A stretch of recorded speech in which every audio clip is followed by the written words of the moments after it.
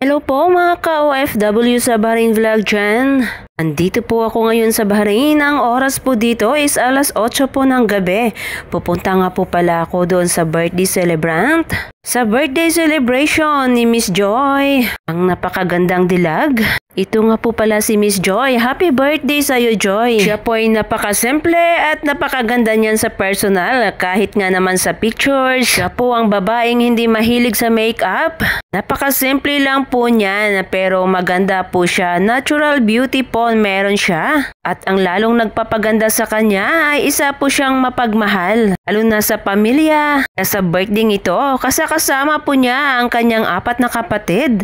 2 kuya at saka 2 babaeng kapatid niya. Wala na po talagang hihigit pa sa kasiyahan kapag makasama mo ang iyong pamilya, lalo na po sa ibang bansa. Kaya sulit na sulit po ang birthday ni Miss Joy dahil andyan po ang kanyang mga kapatid. Di po basihan ng pera para sa kaligayahan, sa totoong kaligayahan na mararamdaman ng isang tao. Extra bonus na lang po yan kapag may laman pa ang iyong bulsa. Sisimulan na nga namin ang celebration sa birthday ni Miss Joy.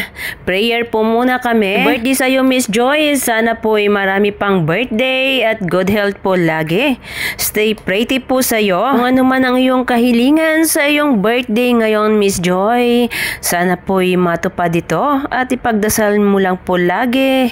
Wala pong imposible sa taas. At ako nga po ay nagpapasalamat sa'yo sa pag-invite mo sa akin sa iyong kaarawan at hindi mo ako nakalimutang imbitahan. Maraming salamat sa iyo Miss Joy. Maraming salamat sa pag-share ng iyong blessings. Napakasarap ng mga foods na iyong inihanda. Salamat sa chance na magkasabay tayong mag-dinner at sabay nating i-celebrate ang iyong birthday. Happy birthday sa iyo Miss Joy na nagse-celebrate ngayon dito sa bansa ng Bahrain. Inshallah, more birthdays. Happy birthday to you. Happy birthday to you. Happy birthday to you. Happy birthday to you. Make a wish. Make a wish. Thank you, Lord. Thank you po.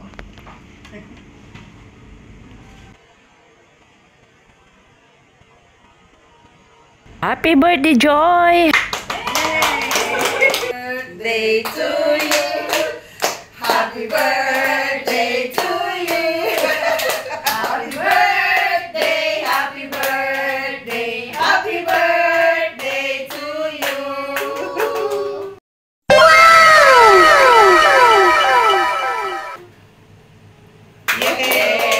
At ito nga po ang mga pinagsalusaluhan namin sa kaarawan ni Miss Joy. Maraming salamat sa iyo sa pag-share ng iyong blessings, Miss Joy. Sasarap po ng kanyang mga handa. Di ko po alam kung saan bang una kong kakainin dyan. Pero yung paborito ko ito, yung beef caldereta. Pakasarap ng luto mo ng beef caldereta, Joy. Naparami ako ng kain dyan. Naka-take 2 yata ako. Napakarami kong kanin na nakain. Gusto ko sana tong isda na to. Kaya lang nabusog na talaga ako sa beef caldereta. Hindi ko na nga rin natikman yung iba dyan dahil napakarami kong kanin na nakain. Meron din pong palabok, meron din pong mga prutas, meron din pong mga sweets. Ang aking favorite na lumpia Shanghai, yan po talaga yung paborito kong inin kapag may handaan, ang lumpiang Shanghai. Meron din siyang pork barbecue, parang nasa Pilipinas lang. Ang sasarap talaga ng mga pagkaing Filipino. At syempre, meron din siyang 2 cake. At nag-start na nga kami kumain at nilapag ko ng aking cellphone. At syempre, kakain muna ako. Uunahin ko muna yung beef caldereta na inihain ni Joy. Kasi gustong-gusto ko po yon. Dahil sa kami-kami nga lang yung guest ni Joy at hindi po kami masyadong crowded. Kaya makapag-relax ka while kumakain. At syempre, nakaready na yung karaoke dyan. Kailangan may video kit talaga basta to Philippines. Ito nga po pala si Miss Ganda, ang bunsong kapatid ni Miss Joy. Super tangkad naman at inubos niya lahat ng height. At kami nga ay nag-buffet style dyan. Kanya-kanyang kuha at kanya-kanyang upo na lang doon sa sala. Habang ay nakain, kung sinong gustong kumanta ay pwedeng-pwede. Kasi nakaready na ang karaoke doon. At mukhang ako lang yata ang hindi kakanta dito. Gustong-gusto ko talagang kumanta kaya lang hindi talaga ako marunong. Boses ko talaga ay hindi talaga kayang i-train. Sabi nga ng iba, kulang lang daw ako sa practice pero hindi lang nila alam. Bata pa lang ako ay nakanta na ako, sagana ako sa practice pero wala talagang pagbabago kahit hanggang ngayong ako'y matanda na. Ganun pa din naman talaga ang aking boses. Kaya nga lang at ang hilig ko sanang kumanta. Pero hindi talaga pinalad ang aking boses. Pero kahit hindi ako nakanta ay gustong gusto ko po nakikinig sa videoke sa mga magagandang boses dyan. Super saya ko po niyan kapag nakakarinig ng mga magagandang boses. Kahit saan pa mga karaoke, videokihan. At halos nga lahat dito ng mga restaurant sa Bahrain, mga Filipino restaurant ay meron talaga yung videoke. Dahil alam talaga nila na kahit saan man ang mga Filipino talaga ay mahilig sa kanta. At saka marami talagang Filipino ang pinalad na mga singers. Magaganda talaga ang mga boses. Kahit saang bansa man, basta't may Filipino, ay mahilig talaga yan sa kantahan. At marami talagang masiswerte. Ganda talaga ng kanilang talent. At ako nga hindi ko alam kung ano nga bang talent ko. Sabi nila lahat ng tao may talent pero ako lang talaga yata yung walang talent. At ito na nga si Joymi. Nakailang plato ka na, Joymi, ha? Kanina ka pa. Awat naman. Kahit ako nga hindi na ako makatayo doon sa aking inuupuan sa sala. Dahil sobrang busog ko. Napakaraming kanin ang aking kinain. At saka beef caldereta. At meron pa nga sana akong pupuntahan na isang birthday. Dahil naimbitahan din naman ako. At after nga dito, mag 11 o'clock na po yun. Dumaan din ako doon kasi malapit lang.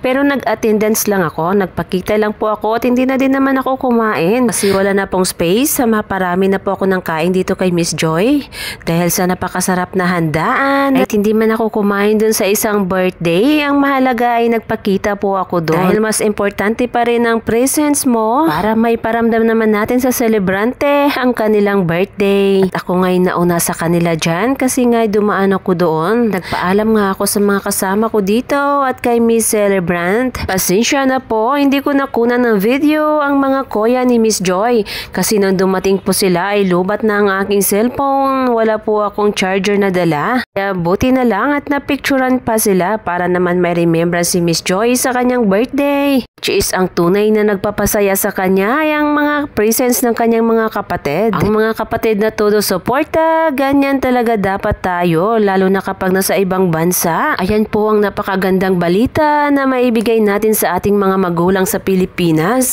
Napakasaya po ng ating mga nanay at tatay lalo na pag makita nila o nabalitaan nila na ang kanilang mga anak ay nagkakaisa, nagtutulungan at nagkikita-kita sa ibang bansa. Hindi po matumbasan ng pera ang kasiyahan ng mga magulang na nakikita nilang ang kanilang mga anak ay nagdadamayan. Na pong magulang ang gustong makita ng kanilang mga anak ay nag-aaway-away. Buti kaya ay hindi nagkakaintindihan. Again, happy birthday sa iyo, Miss Joy. Nagsiselebrate ngayon ng birthday sa bansang Bahrain. Timing lang pala kasi kakatapos lang ng ulan dito. Napakalakas na ulan dito sa bansang Bahrain.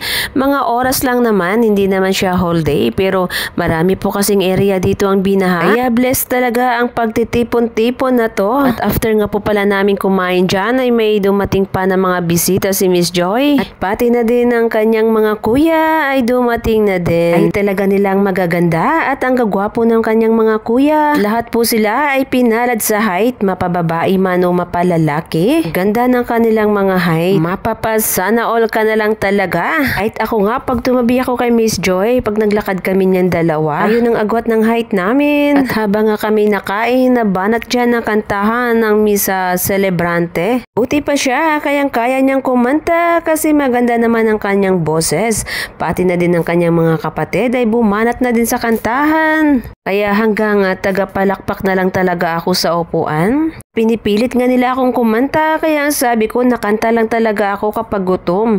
Ngayong busog hindi ko kayang kumanta. Ito ang pinakamahirap na part kapag na-attend ako ng birthday sa tuwing may handaan o may pagtitipon-tipon yung kantahan talaga. Lalo na kapag lahat sila ay nakanta at ako lang talaga ang hindi kayang kumanta. Gustong-gusto ko nga sana yun kaya nga lang yung boses ko talaga ay wala.